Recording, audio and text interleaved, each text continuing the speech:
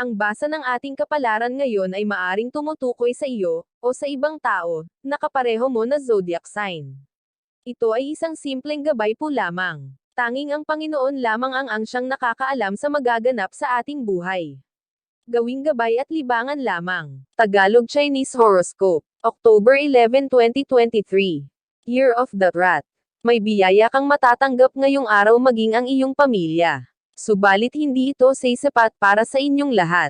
Gayunpaman ay labis mo na itong ipagpapasalamat kasabay ng panalangin na sana ay may dumating pa sa ibang araw. Maswerteng numero, 0.10, 13, 14, 20. Year of the Ox. Ang buhay ay magpapatuloy sa kabila ng mga hindi magandang sitwasyon sa iba't ibang panig ng bansa. May sapat kang tapang at lakas ng loob para harapin ang araw-araw na paghamon ng kapalaran sa inyong pamilya. Maswerteng numero, 0.6, 11, 17. Year of the Tiger. Isang kapitbahay ang makakabangga mo dahil lamang sa mga salitang makakarating sa iyo mula sa kanya.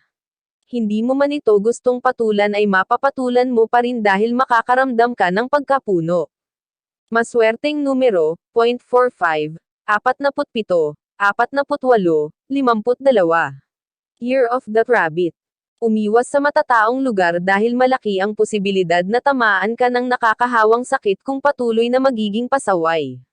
Mas makakabuti kung matututong sumunod sa mga nakakatanda lalo na sa magulang. Maswerteng numero, 7, 11, 22, 24. Year of the Dragon. Sa ilang araw mong pananahimik ay ngayon ka magkakaroon ng lakas ng loob para magsalita upang ipagtanggol ang iyong sarili laban sa mga taong madalas na kumokontra sa iyo at sa iyong mabuting intensyon. Maswerteng numero, 20, 25, 30, 35. Year of the Snake. Kahit ayaw mong mamili ay mapipilitan ka pa rin na piliin kung sino sa dalawang tao na may hindi pagkakaunawaan ang iyong papanigan. Kung hindi ka papipili sa kanila ay pareho silang mawawala sa'yo.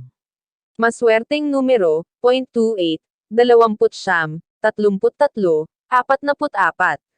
Year of the Horse. Huwag basta-basta magtitiwala sa mga naririnig mo.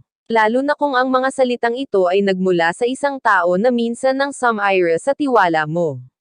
Matutong mag-isip ng mabuti bago pumatol sa istorya ng iba. Maswerteng numero, 0.51, 57, 50, 60. Year of the Sheep.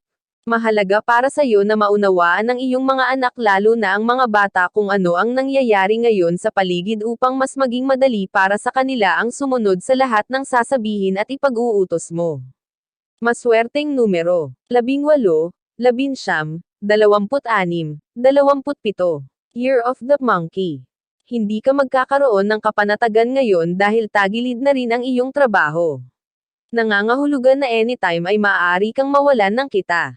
Ito ang kinatatakutan mo at ayaw mong dumating sa iyo dahil sa iyong mga anak.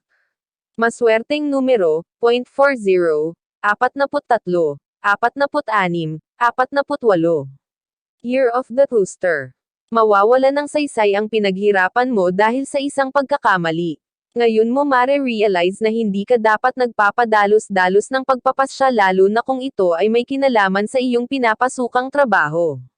Maswerteng numero, 56, 65, 69, 71. Year of the Dog.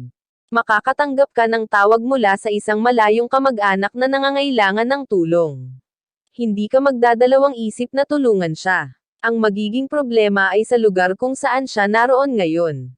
Maswerteng numero, 0.30, 34, 44, 45. Year of the Pig. May malaking pagbabagong magaganap sa samahan nyo ng iyong pamilya dahil sa magkakaiba ninyong opinyon hinggil sa isang mahalagang bagay. Magiging mitya ito ng pagkakawatak-watak kung hindi agad maaayos. Maswerteng numero, 0.6, 8, 18, 19. Iyan ang Tagalog Chinese Horoscope. October 11, 2023. Maraming salamat.